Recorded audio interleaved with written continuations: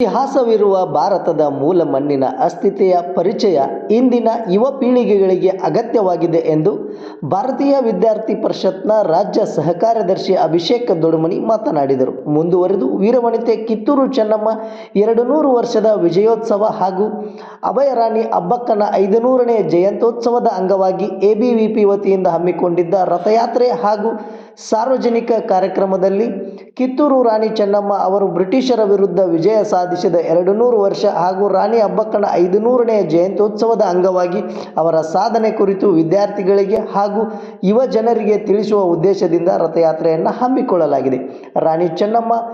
ರಾಣಿ ಚೆನ್ನಮ್ಮನ ಕಿಚ್ಚು ಅಬ್ಬಕ್ಕನ ಸ್ಫೂರ್ತಿ ಪ್ರತಿ ಮನೆಗಳಲ್ಲಿ ಬೆಳಗಬೇಕಿದೆ. ಪೂರ್ವಜರು ಹಾಕಿಕೊಟ್ಟ ಸಂಸ್ಕೃತಿ ಸಂಸ್ಕಾರವನ್ನು ಉಳಿಸಿ ಬೆಳೆಸುವ ಜೊತೆಗೆ ದೇಶದಲ್ಲಿನ ವೀರ ವನಿತೆಯರ ಸಾಹಸ ರಾಣಿ ಚೆನ್ನಮ್ಮ ಹಾಗೂ ರಾಣಿ ಅಬ್ಬಕ್ಕನ 200 ಮತ್ತು 500 ವರ್ಷಗಳಾದರೂ ಅವರ ಸಾಧನೆಗಳು ಜನರ ಮನಸ್ಸಿನಲ್ಲಿ ಅಚ್ಚಳಿಯದೆ ಉಳಿದಿವೆ. ಅವರ ದೇಶಭಕ್ತಿ ಅಜರಾಮರ. ಈ ಒಂದು ರಥಯಾತ್ರೆಯು ಪಟ್ಟಣದ ಶಕ್ತಿ ಕೇಂದ್ರವಾದ ಮಿನಿ ವಿಧಾನಸೌಧದಿಂದ ಪ್ರಾರಂಭವಾಗಿ ಪ್ರಮುಖ ಬೀದಿಗಳಲ್ಲಿ ಸಂಚರಿಸಿ ಪಟ್ಟಣದ ಹೊರವಲಯದಲ್ಲಿರುವ ಸಂಗೊಳ್ಳಿ ರಾಯಣ್ಣ ವೃತ್ತಕ್ಕೆ ಬಂದು ತಲುಪಿತು. ಈ ಕಾರ್ಯಕ್ರಮದಲ್ಲಿ ನೂರಾರು ವಿದ್ಯಾರ್ಥಿಗಳು ಉಪಸ್ಥಿತರಿದ್ದು ಯುವ ಮುಖಂಡ ಸಂದೇಶ್ ಪಟ್ಟಣ್ ವಂದನಾರ್ಪಣೆ ಮಾಡುವ ಮೂಲಕ ಕಾರ್ಯಕ್ರಮಕ್ಕೆ ಸಮಾಪ್ತಿಗೊಳಿಸಿದರು.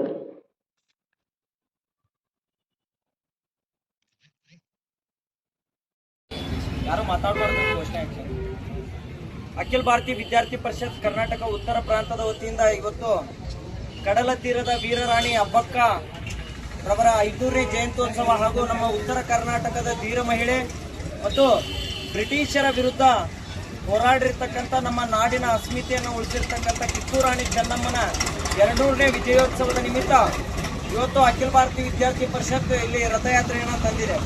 ಇವತ್ತು ಧಾರವಾಡದಿಂದ ಉದ್ಘಾಟನೆ 19ನೇ ತಾರೀಕಿನಂದು ಧಾರವಾಡದಿಂದ ಉದ್ಘಾಟನೆ ಆಗಿರ್ತಕ್ಕಂಥ 2 ರಥಗಳು ಒಂದು ಬೀದರ್ ಮಾರ್ಗದಿಂದ ಹೋಗಿ ಬೆಳಗಾವಿಯಲ್ಲಿ 25ನೇ ತಾರೀಕು ಅಂದರೆ ನಾಳೆ ಸಮಾರೋಪಗೊಳ್ಳಲಿದೆ.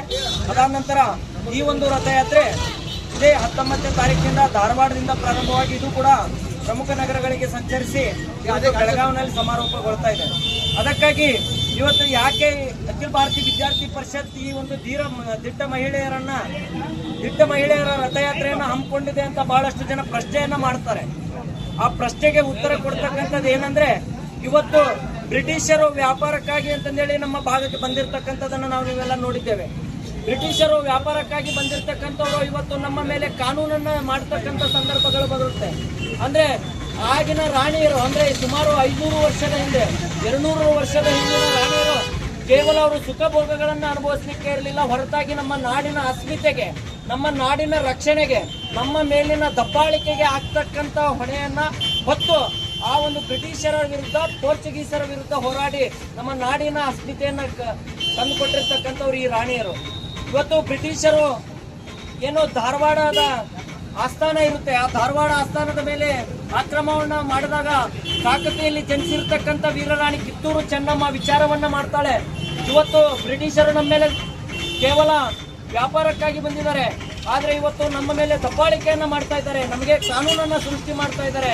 ನೀವೆಲ್ಲ ನೋಡಿದ್ದೀವಿ, ಇವತ್ತು ನಮ್ಮ ಮನೆಯ ಹತ್ತಿರದಲ್ಲಿ ಇರ್ತಕ್ಕಂಥ ವ್ಯಕ್ತಿ ನಮ್ಮ ಮನೆಯ ಜಾಗವನ್ನು ಆಕ್ರಮಿಸಿಕೊಂಡ್ರೆ ಇವತ್ತು ನಾವು ಕೋರ್ಟ್ ಕಚೇರಿ ಅಂತ ಹೋಗ್ತೀವಿ.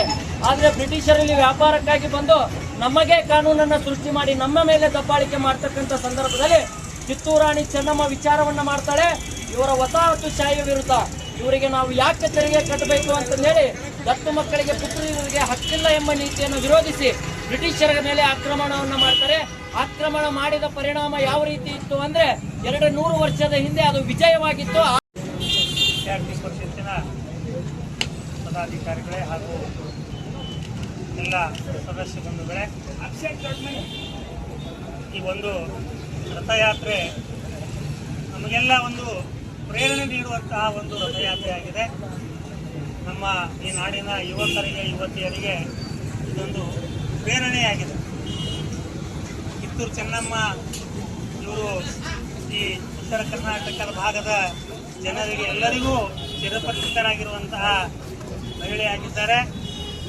ಬ್ರಿಟಿಷರ ವಿರುದ್ಧ ಅವರು ಯಾವ ರೀತಿ ಹೋರಾಟ ಮಾಡಿದ್ದಾರೆ ಅನ್ನುವಂಥ ವಿಷಯವನ್ನು ನಾವು ಸಾಕಷ್ಟು ಪುಸ್ತಕಗಳಲ್ಲಿ ಅಧ್ಯಯನ ಮಾಡಿ ತಿಳ್ಕೊಂಡಿದ್ದೀವಿ, ನಾಟಕಗಳನ್ನು ನೋಡಿ ತಿಳ್ಕೊಂಡಿದ್ದೀವಿ. ಆಮೇಲೆ ಏಕಪಾತ್ರಾಭಿನಯ, ನಮ್ಮ ಮಕ್ಕಳು ಏಕಪಾತ್ರಾಭಿನಯ ಮೂಲಕ ಅವಳ ಶೌರ್ಯ ಸಾಹಸವನ್ನ ವಿಸ್ತರಿಸುವಂತಹ ಕೆಲಸವನ್ನು ಕೂಡ ಮಾಡಿದ್ದಾರೆ. ಹೀಗಾಗಿ ಕಿತ್ತೂರು ಚೆನ್ನಮ್ಮ ಈ ನಾಡಿಗಾಗಿ ಯಾವ ರೀತಿ ಅವರು ಕೆಲಸ ಮಾಡಿದ್ರು ಅನ್ನುವಂತಹದ್ದನ್ನ ನಾವು ಅರಿತುಕೊಂಡಿದ್ದೀವಿ. ಅವರು ಬ್ರಿಟಿಷರ ವಿರುದ್ಧ ಯಾವ ರೀತಿ ಒಂದು ಹೋರಾಟವನ್ನ ಮಾಡಿದ್ರು, ಈ ಬ್ರಿಟಿಷ್ ಅಧಿಕಾರಿಗಳನ್ನ ಯಾವ ರೀತಿ ಅವರು ಹಿಮ್ಮೆಟ್ಟಿಸಿದ್ರು, ಅವರ ಜೊತೆ ಹೋರಾಟ ಮಾಡಿ ಅವರ ರುಂಡವನ್ನ ಅಗಸಿ ಬಾಗಿಲಿಗೆ ಕಟ್ಟಿರುವಂತಹ ಈ ಚೆನ್ನಮ್ಮನ ಬಲಗೈ ಬಂಟರು ಬಹಳ ದೊಡ್ಡ ಹೋರಾಟವನ್ನ ಮಾಡಿದ್ರು. ಈ ರಾಷ್ಟ್ರವನ್ನ ರಕ್ಷಣೆ ಮಾಡಬೇಕು, ಈ ದೇಶವನ್ನ ರಕ್ಷಣೆ ಮಾಡಬೇಕು ಅನ್ನುವಂತ ವಿಚಾರ ಇಟ್ಕೊಂಡು ಚೆನ್ನಮ್ಮ ಬ್ರಿಟಿಷರ ವಿರುದ್ಧ ದೊಡ್ಡ ಹೋರಾಟವನ್ನು ಮಾಡಿದ್ದಾಳೆ. ಹಾಗೆ ಅಲ್ಲಿ ಪೋರ್ಚುಗೀಸರ ವಿರುದ್ಧ ರಾಣಿ ಅಪ್ಪಕ್ಕ ಅಭಯರಾಣಿ ಅಂತ ಎನ್ನುವಂತೆ ನಾವು ಮಾತನ್ನ ಕೇಳ್ತಾ ಇದ್ದೇವೆ. ಅಭಯರಾಣಿ ಅಪ್ಪಕ್ಕ ಕೂಡ ಪೋರ್ಚುಗೀಸರ ವಿರುದ್ಧ ದೊಡ್ಡ ಹೋರಾಟ ಮಾಡಿದ್ದಾರೆ. ಅವರು ನಮ್ಮ ನಾಡಿನ ರಕ್ಷಣೆಗಾಗಿ, ಈ ದೇಶದ ರಕ್ಷಣೆಗಾಗಿ ಅವರು ಹೋರಾಟ ಮಾಡಿ ನಮಗೆಲ್ಲ ಪ್ರೇರಣಾದಾಯಿಯಾಗಿದ್ದಾರೆ. ಸುಮಾರು 500 ವರ್ಷಗಳ ಹಿಂದೆನೆ ಅವರು ಪೋರ್ಚುಗೀಸರ ವಿರುದ್ಧ ಹೋರಾಟ ಮಾಡಿದ್ದಾರೆ ಅನ್ನುವಂತಹದ್ದು ಇತಿಹಾಸದಲ್ಲಿ ನಾವು ಓದಿದಾಗ ನಮಗೆ ಸಿಗ್ತದೆ. ಹಾಗೆ ಕಿತ್ತೂರು ಚೆನ್ನಮ್ಮ ಕೂಡ 200 ವರ್ಷದ ಹಿಂದೆ ಅವರು ಈ ಬ್ರಿಟಿಷರ ವಿರುದ್ಧ ಹೋರಾಟ ಮಾಡಿ ಬ್ರಿಟಿಷರ ವಿರುದ್ಧ ಜಯ ಗಳಿಸಿದ್ರು. ಆಮೇಲೆ ನಮ್ಮವರಿಂದಲೇ ಮೋಸ ಹೋಗಿ ನಮ್ಮವರಿಂದಲೇ ಅವರು ಬ್ರಿಟಿಷರ ಕೈಗೆ ಸಿಕ್ಕಿ ಹಾಕೊಂಡು ಆ ನಂತರ ಅವರು ತಮ್ಮ ಪ್ರಾಣ ತ್ಯಾಗವನ್ನು ಮಾಡುವಂತ ಪ್ರಸಂಗ ಬರ್ತದೆ. ಆದ್ರೆ ಹೋರಾಟಕ್ಕೆ ನಮಗೆ ಅವರು ಒಂದು ಪ್ರೇರಣೆಯಾಗಿದ್ದಾರೆ. ಅಂತ ಹೋರಾಟದ ಛಲ ನಮ್ಮೆಲ್ಲ ಯುವಕ ಯುವತಿಯರಲ್ಲಿ ಬರಬೇಕು. ಇಂತಹ ಇನ್ನೂ ಅನೇಕ ಜನ, ಬೆಳವಡಿ ಮಲ್ಲಮ್ಮ ಅನ್ನುವಂತ ಹೆಸರನ್ನ ನಾವು ಕೇಳಿರಬಹುದು. ಉತ್ತರ ಕರ್ನಾಟಕದಲ್ಲಿ ಇನ್ನೊಬ್ಬ ಮಹಿಳೆ, ಅವರು ಶಿವಾಜಿ ಮಹಾರಾಜರನ್ನೇ ತಡೆದು ನಿಲ್ಲಿಸಿದಂತಹ ವ್ಯಕ್ತಿ. ಅಂತ ಬೆಳವಡಿ ಮಲ್ಲಮ್ಮ ಧೀರ ಮಹಿಳೆಯಾಗಿದ್ರು. ಅಂತ ಇನ್ನೂ ಅನೇಕ ಮಹಿಳೆಯರು ನಮ್ಮ ನಾಡಿನಲ್ಲಿದ್ದಾರೆ. ಅವರ ಚರಿತ್ರೆಗಳನ್ನ ನಾವು ಓದಬೇಕು, ಇತಿಹಾಸವನ್ನ ಓದಬೇಕು. ಆ ಪ್ರೇರಣೆಯಿಂದ ನಾವು ದೇಶಕ್ಕಾಗಿ ನಾನು ಏನಾದ್ರೂ ಮಾಡಬೇಕು, ಈ ಸಮಾಜಕ್ಕಾಗಿ ನಾನು ಏನಾದ್ರೂ ಮಾಡಬೇಕು, ನನ್ನಿಂದ ಈ ಸೇವೆ ಈ ಸಮಾಜಕ್ಕೆ ದೇಶಕ್ಕೆ ಆಗಬೇಕು ಅನ್ನುವಂತ ಪ್ರೇರಣೆಯನ್ನ ನಾವು ಈ ರಥಯಾತ್ರೆಯಿಂದ ಪಡ್ಕೊಳ್ಳೋಣ ಅನ್ನುವಂತ ಮಾತನ್ನ ಹೇಳಿ ಈ ರಥಯಾತ್ರೆಯನ್ನ ನಾವು ರಾಮದುರ್ಗದಿಂದ ಬೀಳ್ಕೊಡ್ತಾ ಇದ್ದೇವೆ. ಈ ರಥಯಾತ್ರೆ ಯಶಸ್ವಿ ಆಗಲಿ ಅಂತ ನಾವೆಲ್ಲ ಇಲ್ಲಿ ರಾಮದುರ್ಗದ ಜನತೆ ಹಾರೈಸ್ತಾ ಇದ್ದೇವೆ. ಧನ್ಯವಾದ. ತುಂಬಾ ಹೃದಯದ ಧನ್ಯವಾದಗಳು ಸರ್. ಒಂದ್ಸತಿ ಎಲ್ರು ಜೋರಾಗಿ ಏನೋ ಈ ರಾಮದುರ್ಗದ ಈ ಒಂದು ವಾತಾವರಣದಿಂದ ಬೈಲಹೊಂಗಲ ಕಿತ್ತೂರಿಗೆ ಮಾರ್ದನಿಸ್ತಕ್ಕಂತ ಧ್ವನಿ ಜೋರಾಗಿ 2 ಕೈ ಮುಷ್ಟಿ ಮಾಡಿ, ಜೋರಾಗಿ 2 ಕೈ ಮೇಲೆ ಜೋರಾಗಿ ಘೋಷಣೆ ಹಾಕ್ಬೇಕು. 2 ಕೈ ಮುಷ್ಟಿ ಮಾಡಿ ನಾನು ಹೇಳಿದಾಗ ಜೋರಾಗಿ ಘೋಷಣೆ ಹಾಕಿ. ಯಾರ ಕೈ ಎತ್ತಲ್ವೋ ಅವ್ರ ಕೈ ಮುರಿದಿದೆ ಅನ್ಕಂತೀನಿ ನಾನು. ಭಾರತ್ ಮಾತಾ ಕಿ, ಭಾರತ್ ಮಾತಾ ಕಿ, ವೀರರಾಣಿ ಅಭಯರಾಣಿ, ವೀರರಾಣಿ ಅಭಯರಾಣಿ, ವೀರರಾಣಿ ಅಭಯರಾಣಿ, ವೀರರಾಣಿ ಅಭಯರಾಣಿ. ತುಂಬ ಹೃದಯದ ಧನ್ಯವಾದಗಳು ರಾಮದುರ್ಗಕ್ಕೆ. ಅದೇ ರೀತಿಯಾಗಿ ಇವತ್ತು ವೀರರಾಣಿ ಅಪ್ಪಕ್ಕ ಕಡಲ ತೀರ ಅಂದ್ರೆ ನೀವೆಲ್ಲ ಸಮುದ್ರಕ್ಕೆ ಮೋಜು ಮಸ್ತಿಗಾಗಿ ಹೋಗ್ತೇವೆ. ಆದ್ರೆ ಪೋರ್ಚುಗೀಸರು, ನಾವು ಈಗಿನ ಸಂದರ್ಭಗಳಲ್ಲಿ ಮೋಜು ಮಸ್ತಿಗಾಗಿ ಕಡಲ ತೀರದ ಸಮುದ್ರಕ್ಕೆ ಇರ್ತೇವೆ. ಆದ್ರೆ ಅದೇ ಕಡಲ ತೀರದ ಹಿಂದೆ, ಅದೇ ಕಡಲ ತೀರದ ಮುಖಾಂತರ ಪೋರ್ಚುಗೀಸರು ವ್ಯಾಪಾರಕ್ಕಾಗಿ ಬಂದು ನಮ್ಮ ಮೇಲೆ ದಬ್ಬಾಳಿಕೆಯನ್ನ ಮಾಡ್ತಾರೆ, ಉಳ್ಳಾಳವನ್ನ ಆಕ್ರಮಿಸಿಕೊಳ್ತಕ್ಕಂಥ ಕೆಲಸವನ್ನ ಮಾಡ್ತಾರೆ. ಆದ್ರೆ ಅಲ್ಲೊಬ್ಬ ರಾಣಿ, ವೀರರಾಣಿ, ಅವಳಿಗೆ ಅಭಯರಾಣಿ ಅಂತಾನೂ ಕರೀತಾರೆ. ಯಾಕೆ ಅಭಯರಾಣಿ ಅಂತ ಕರೀತಾರೆ ಅಂದ್ರೆ, ಆ ಪೋರ್ಚುಗೀಸರನ್ನ ಯಾವ ರೀತಿ ಹುಟ್ಟಡಗಿಸಲಿಲ್ಲ ಅಂದ್ರೆ ಆ ರಾಣಿ, ಆ ಬಂದಿರತಕ್ಕಂಥ